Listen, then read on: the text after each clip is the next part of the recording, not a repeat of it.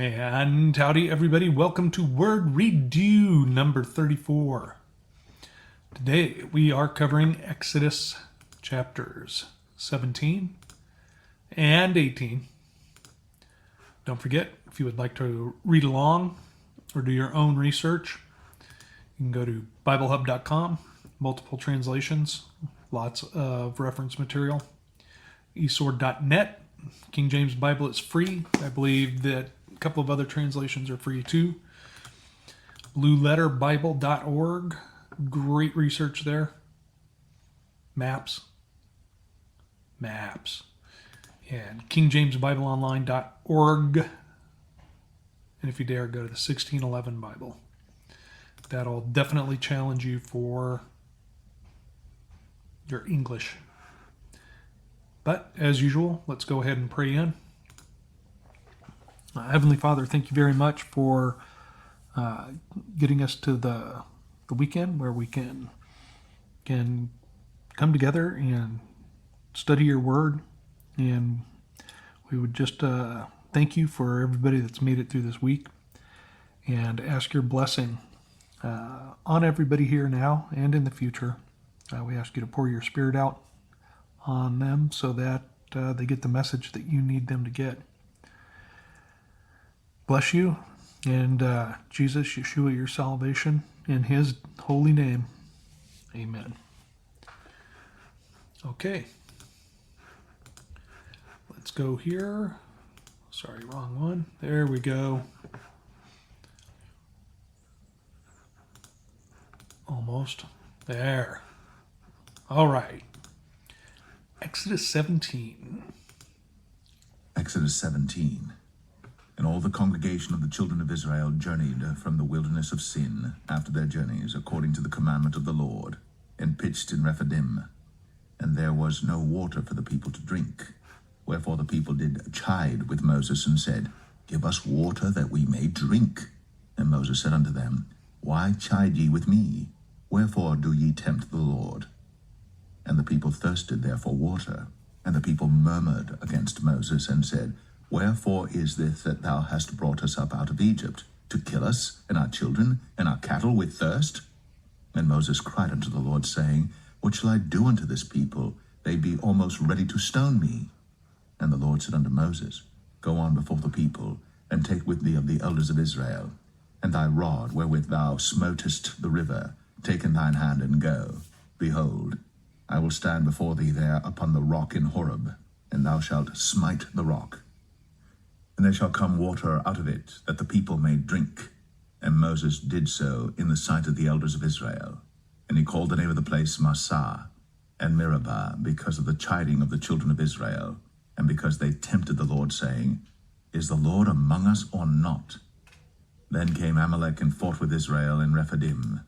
And Moses said unto Joshua, Choose us out men, and go out, fight with Amalek. Tomorrow I will stand on the top of the hill with the rod of God in mine hand. So Joshua did as Moses had said to him, and fought with Amalek. And Moses, Aaron, and Hur went up to the top of the hill. And it came to pass, when Moses held up his hand, that Israel prevailed. And when he let down his hand, Amalek prevailed. But Moses' hands were heavy, and they took a stone and put it under him, and he sat thereon. And Aaron and Hur stayed up his hands, the one on the one side, and the other on the other side. And his hands were steady until the going down of the sun. And Joshua discomfited Amalek and his people with the edge of the sword. And the Lord said unto Moses, Write this for a memorial in a book, and rehearse it in the ears of Joshua.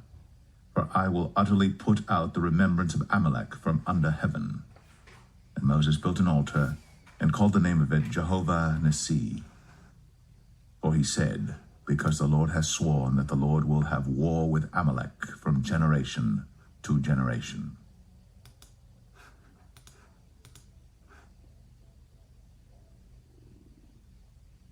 Exodus 18.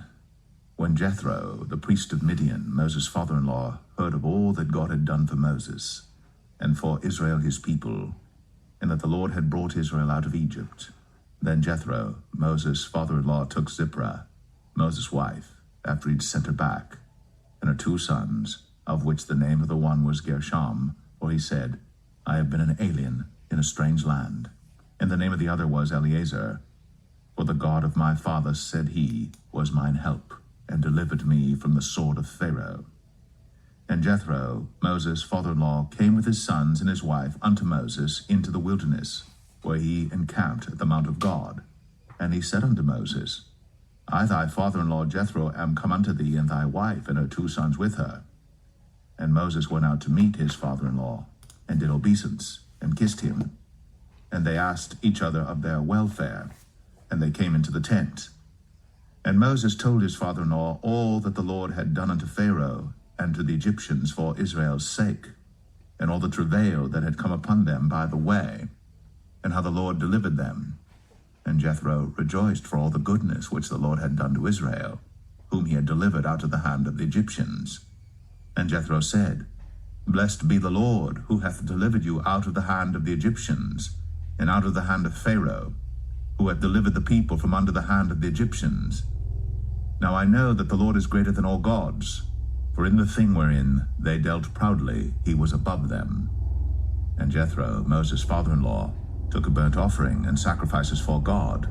And Aaron came, and all the elders of Israel, to eat bread with Moses' father-in-law before God.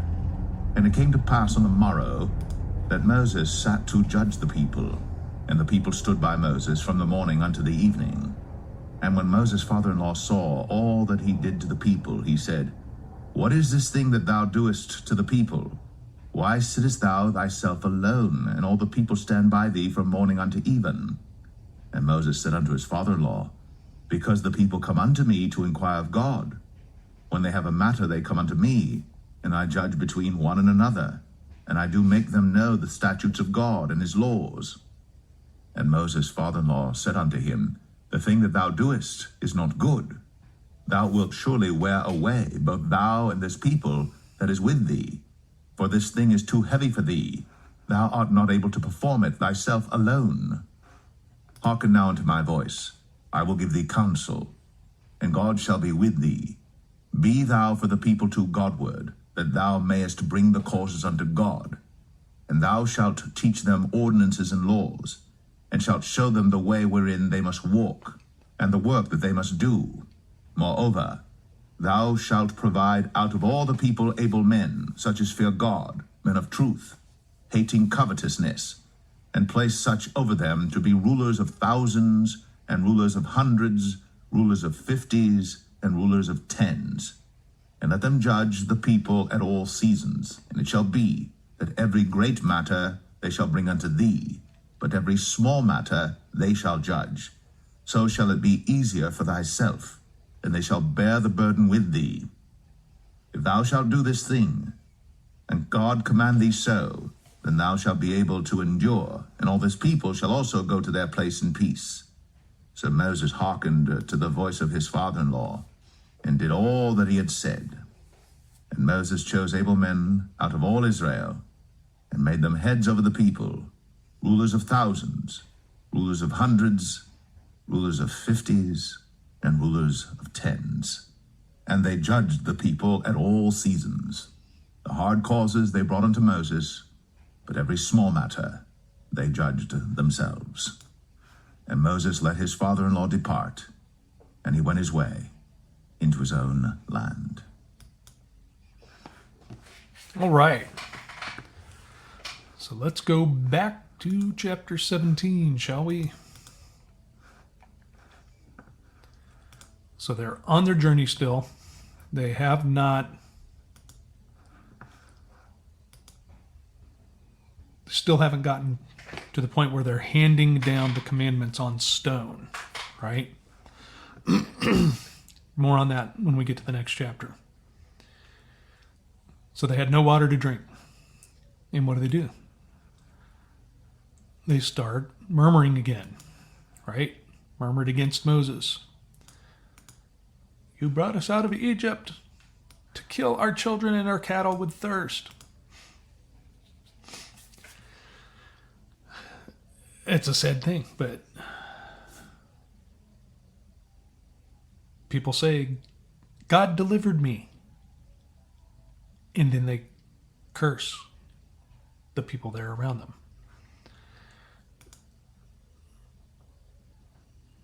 Okay, so what does Yahovah, right,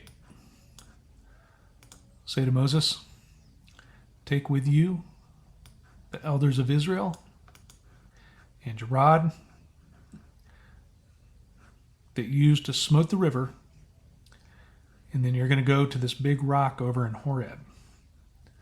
Now, have you looked and researched Ron Wyatt, where he's talking about the area over there in Saudi Arabia on the other side of the Gulf of Aqaba,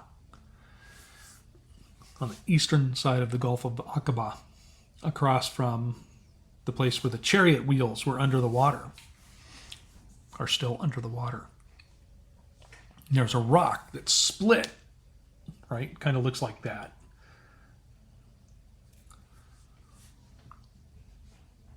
Very interesting.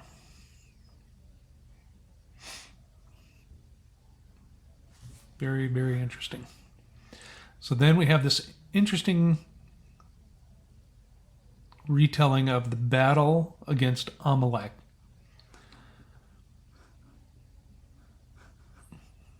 Very interesting. And it just got me kind of thinking, right? When he held his hands up, most people picture it like this. But when he held his hands up, the Israelites prevailed. But when he couldn't hold his arms up anymore, Amalek started winning.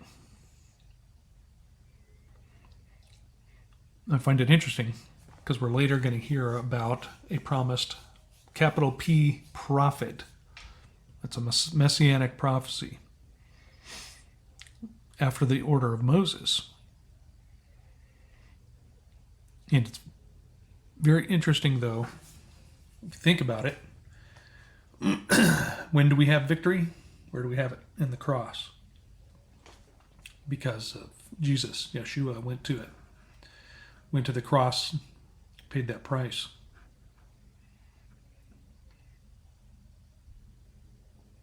So it's very interesting the way they did that. They give him a rock to sit on, and they hold up his hands.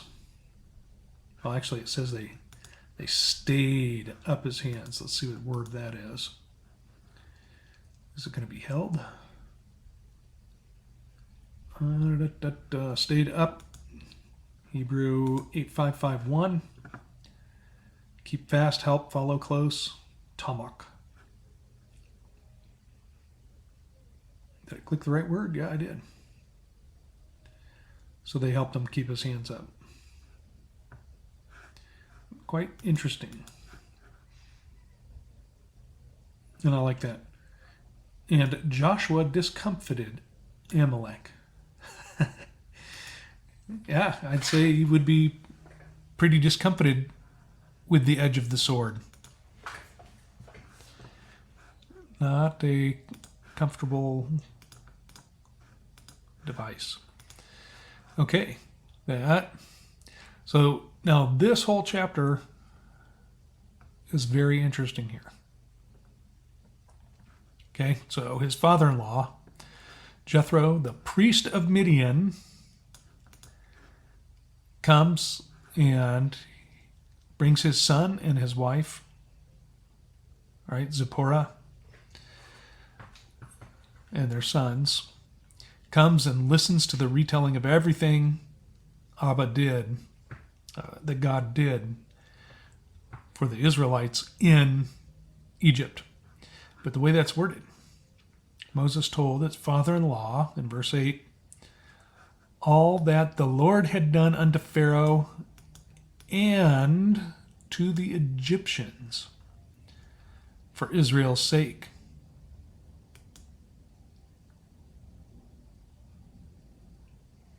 Remember, the 10 tribes were scattered abroad.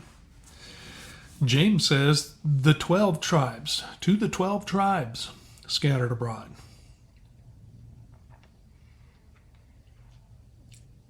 So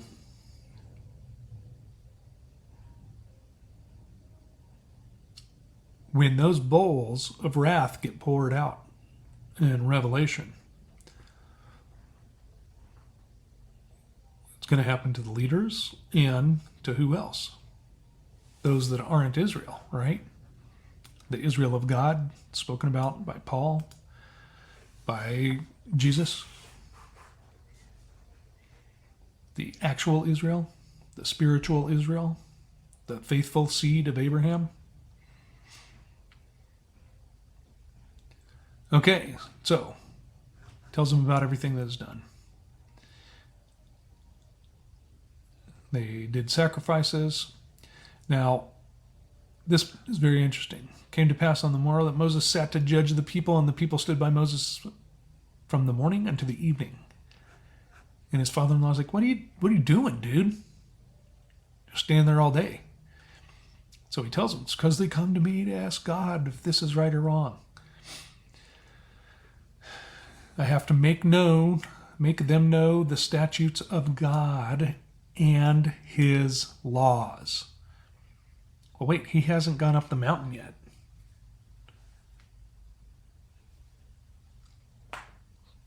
So, why does the priest of Midian know them? And Moses knows them.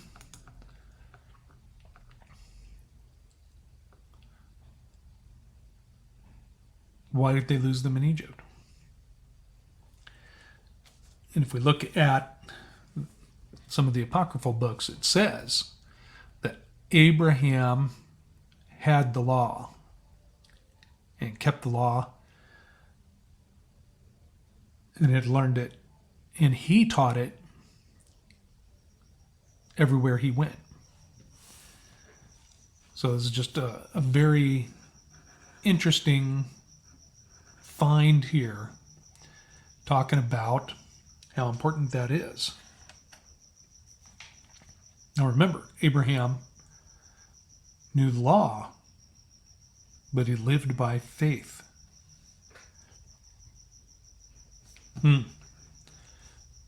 Okay. So listen to what his father-in-law tells him.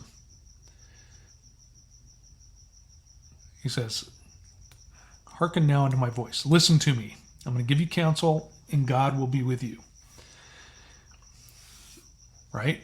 Be thou for the people to Godward, that thou mayest bring causes unto God. And thou shalt teach them ordinances and laws, and shalt show them the way wherein they must walk, in the work that they must do. Moreover, thou shalt provide out of all the people able men, such as fear God, men of truth, hating covetousness, and place such over them to be rulers of thousands, rulers of hundreds, rulers of 50s, and rulers of 10s. If we go backwards through that, militarily, we're looking at a squad, a platoon, and then what's hundreds? Divisions, and then thousands, a battalion. That's a very interesting thing. So if you think about that, and then look at rank of the people, right? Over the 10s, that would be your corporal. Over the what is the next one? The 50s would be your high up sergeants and lieutenants. The hundreds would be your captains. Your rulers of thousands would be your generals.